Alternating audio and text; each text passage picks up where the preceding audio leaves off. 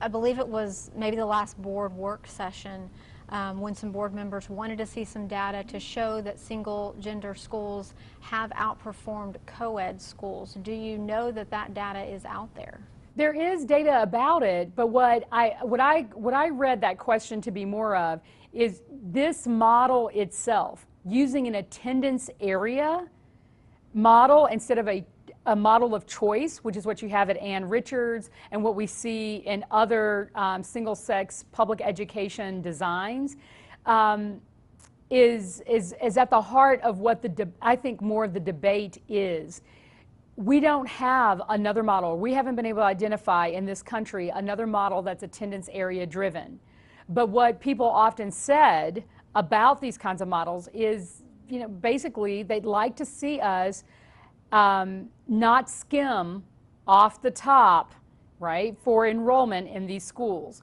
And so there's a tension between not wanting to have a skimming effect that often comes with choice on one hand, and on the other hand, putting in a quality program and having it be the neighborhood school for a school community that's been struggling for a long time. So that, to me, is the bigger tension that we're trying to get our arms around. So it's fair enough. I think the research on single-sex education, quite frankly, is mixed. It's a mixture of people that have demonstrated in their research that it can make a difference, that especially for certain populations, it brings together kids, especially at the middle school level, with more camaraderie, you know, more brotherhood and sisterhood, less gangs and violence and teen pregnancy. And on the other hand, there are researchers who say it doesn't have an effect at all. Now, you know, you can pick which side of the debate that you want to be in.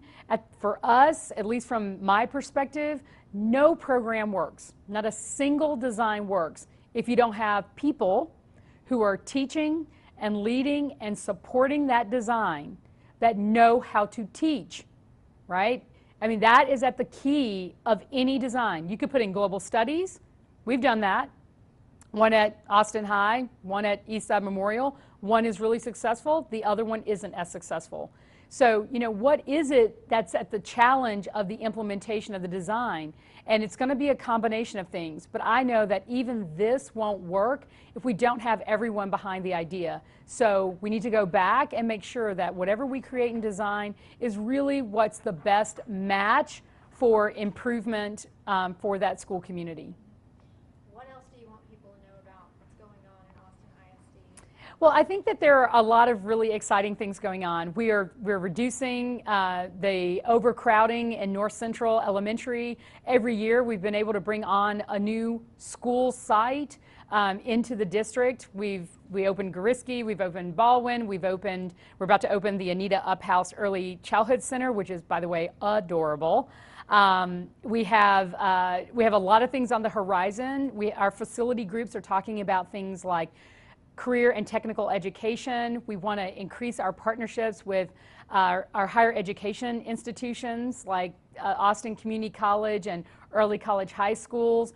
We've been looking at more alternative pathways for graduation, which is an alternative way of giving, you know, allowing kids to work on course credit for college and being able to graduate on time. And I'm really excited that we're trying to still expand our REACH program for teachers, where we do strategic compensation to recruit and retain the best teachers in East Austin, where we've had struggling struggling schools. So we also, I guess I would say, are really excited about our performance. I mean, our graduation rates finally topped 80%.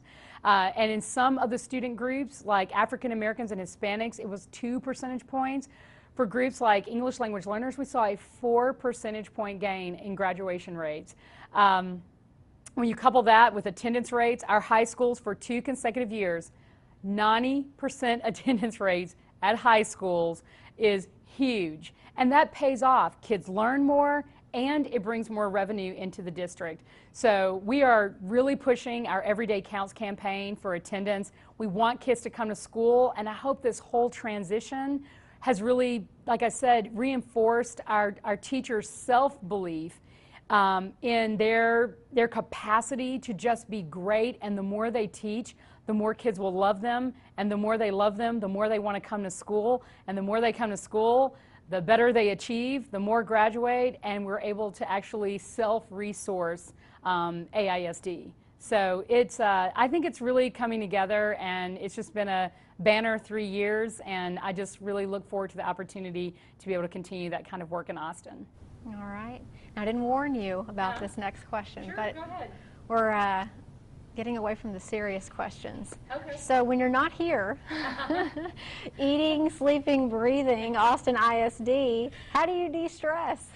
Well, I'm very fortunate. I have an incredibly loving family that is really my, my source for rejuvenation and energy. They're awfully good to me, and so I love spending time with them. They are fun people, and they also know how to kind of take care of me and get me back ready to come back to do the 24/7. I've loved reading for a long time. I very much so enjoy like the city of Austin. It is just, I don't think I'll ever have enough time to go to all the places I want to go to, but I often, find myself, being a bit of a foodie, and I need to balance that with more exercise. But eating great food, and I love the heat, and I love the sun. So I'm not one of those people that complains about the summers in Austin. It's just, I just love being outside and just, having fun. It's a good city to be in. Because you left the snow to come I here. did, and that's not really, that's not how I grew up. I grew up in Alabama, where this feels like home compared to before. So, I'm just trying to think of some other things. I was going to ask, what are some favorite Austin hot spots? Yeah, so I really, the food is incredible. When I can, and I never have enough time to wait.